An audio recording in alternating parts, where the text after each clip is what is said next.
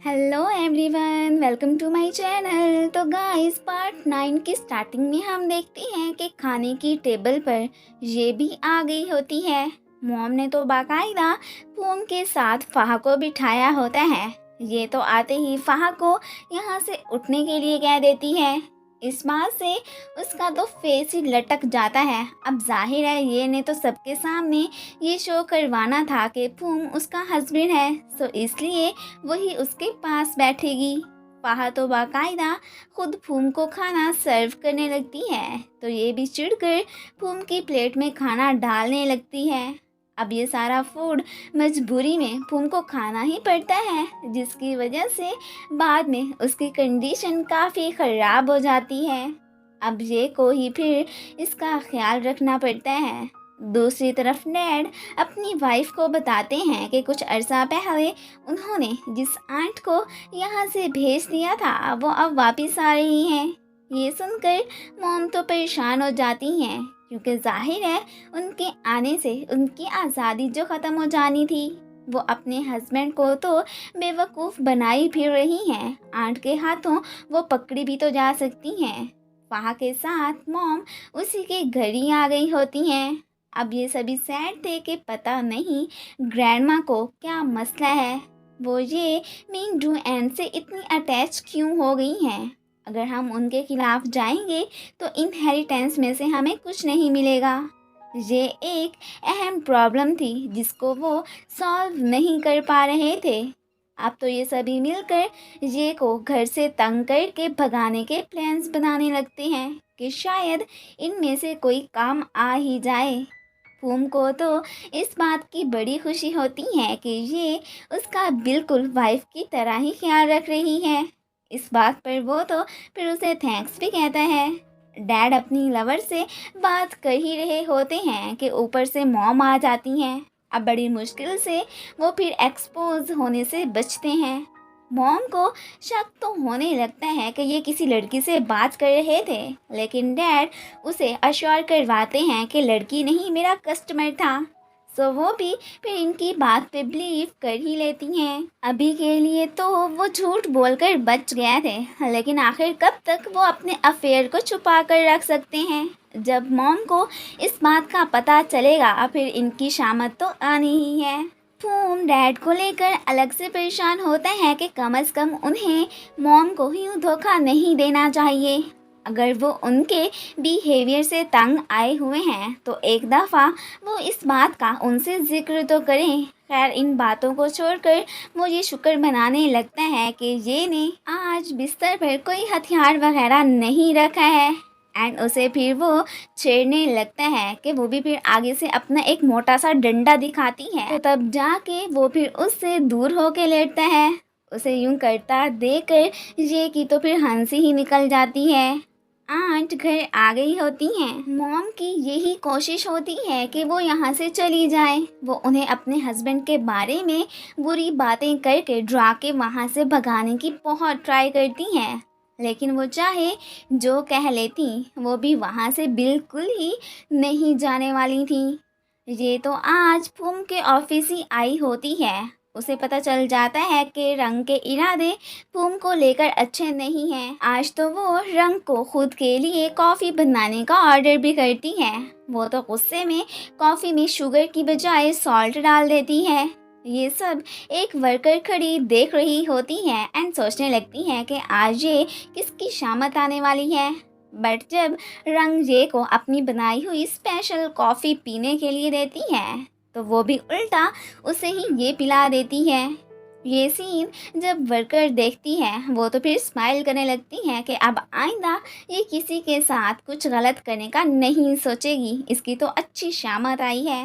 फूम तो थाए तक को अपने डैड के अफेयर का बता चुका होता है। वो पहले तो काफ़ी शौक होता है कि डैड को क्या ज़रूरत पड़ी है इस उम्र में ये हरकतें करने की, एंड साथ में वो फिर फूम को छेड़ने के लिए भी कह देता है कि तुम तो फिर बिल्कुल अपने डैड पे ही गए हो। ये बात सुनकर पास बैठी ये तो हंसने लगती है। खैर, वो तो अब इन्हें गुड बाय कहकर वहाँ से जाने लगती है। गाड़ी में से अपना बैग निकाल कर वो कीज़ फिर असिस्टेंट को दे देती है। यहाँ पर ये लड़की उसे बता देती है कि रंग फूम को लाइक करती है, लेकिन फूम चाहे प्ले बॉय ही है, उसने आज तक कभी वर्कर से फ्लर्ट करने की कोशिश नहीं की है। इस बात से ये तो खुश हो जाती है कि चलो इसमें कोई तो अच्छी बात है। घर पर फा एंड उसकी मॉम आई होती हैं। प्लान के अकॉर्डिंग तो वो आज ग्रैंडमा का दिल जीतने ही आई थी। फूम तो डैड को कॉल करके ऑफिस में मिलने के लिए बुलवाता है।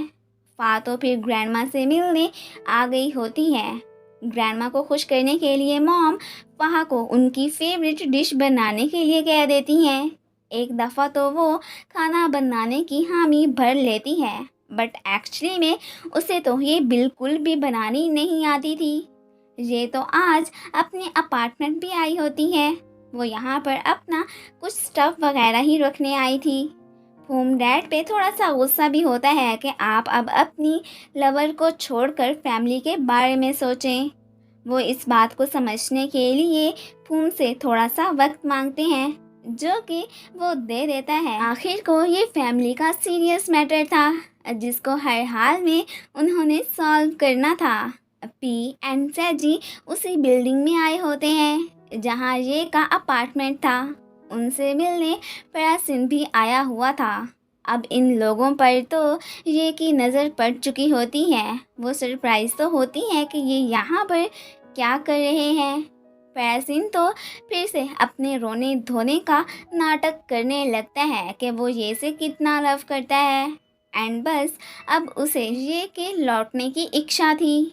ये बातें ये सुन लेती हैं एंड पैरासिन को कोसने लगती हैं कि झूठा कहीं का, कितने झूठ बोलता है ये, इसे बस मुझसे रिवेंज लेने की ही पड़ी है और कुछ नहीं। जाहिर है वो शादी से भाग जो गई थी और इसी बात से ही पैरासिन को उस पर बहुत ज़्यादा गुस्सा था।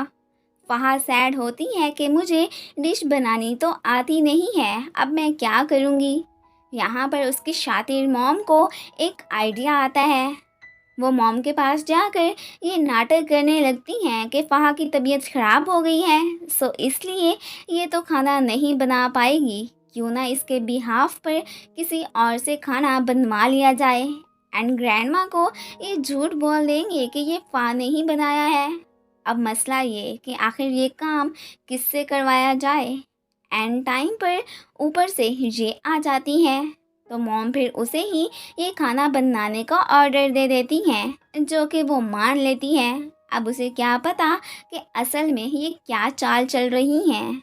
मेड्स को भी पता चल जाता है कि जो डिश ग्रैंडमा ने फ़हा को बनाने के लिए कही थी, वो तो ये बना रही है। इधर ये माँ बेटी तो ये को बुली करने पहुँच आई होती हैं। वो भी आगे से इन्हीं की टक्कर का जवाब देती है एंड साथ में उन्हें ऐसा डराती है कि वो तो फिर अपना सा मुंह लेकर ही रह जाती हैं। अब मेड्स ने तो ग्रैंडमा को सब सच सच बताने का डिसाइड कर लिया था, क्योंकि वो किसी के साथ इनजस्टिस होता नहीं देख सकती थी। डैड सिया के साथ आउटिंग पे आए होते हैं एंड यहाँ पर वो तो पूम के डैड को किसी लड़की के साथ हैंग आउट करता देख लेते हैं और बाकायदा उससे बात भी करने जाते हैं। डैड अब टेंशन में आ जाते हैं कि कहीं ये मेरी वाइफ को कुछ बता ही ना दे, बट वो तो एक शर्त पर इस सब का उनकी फैमिली को ना बताने का कहता है कि मुझे जब भी मनी की ज़रूरत पड़ेगी आपको देनी होगी, जो कि ऑब्वियसली वो मान जाते हैं। वहाँ के डैड को तो इन्हें लूटने का बहाना ही मिल गया था।